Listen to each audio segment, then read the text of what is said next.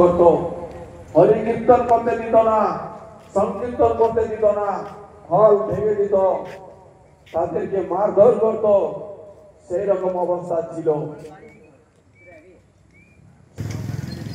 আপনারা ওইদিকে যাবেন না। হঠাৎ করে জগাই আর মাগাই দুই ভাই এমন নেশা পান করেছে, জগাই বলছে না আমরা জোড়া করবে, আর বাড়িতে কোনো অশান্তি হয়েছে তার জন্য কান্নাকাটি করছে, যা বলছো এটাই হতে পারে। তারপরে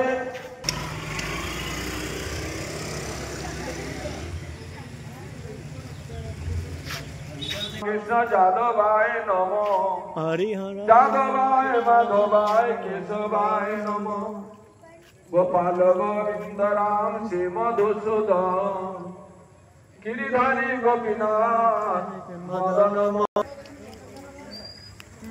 ভালো করে শুনুন। তারপরে দেখছেন সত্যি তো হরি সংকীর্তন আছে, গৌর প্রেমানন্দে হরি হরি হরে কৃষ্ণ হরে কৃষ্ণ হরে কৃষ্ণ। বলছে ওদিকে আগে থেকে জীবন হতে পারে, ধরমারো শব্দ আছে, চলুন ফিরে যাই। তখন জয় শ্রীকৃষ্ণ জয় রাধা। জলবায়ুর প্রধান তাদেরকে নষ্ট করে ধরমারো শব্দ তারা দৌড়ে আসছে, তারপরে দেখবেন কিন্তু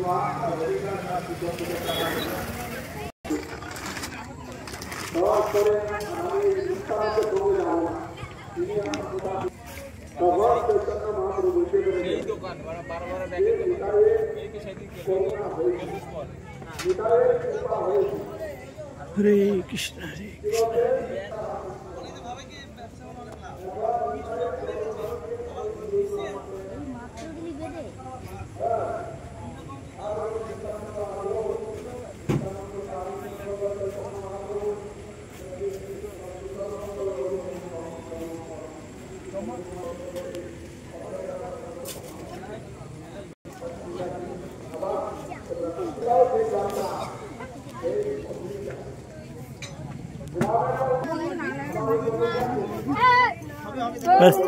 হরে কৃষ্ণ।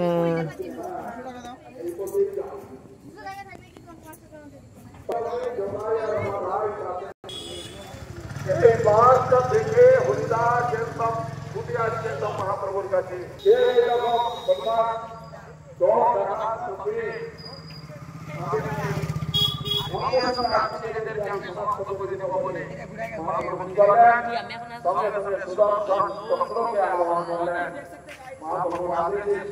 তার যে মাথা ফাটাইছে, কিন্তু মাথার যে রক্তটা মাটিতে পড়তে দেয় নাই, চেপে রেখেছে।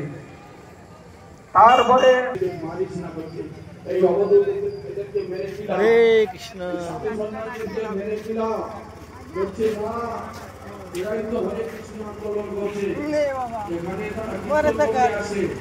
মহারাজ হরে এই যখন বলছে তখন আরো জগাই মাথায় বলো, বলছে আমাকে মেরেছে।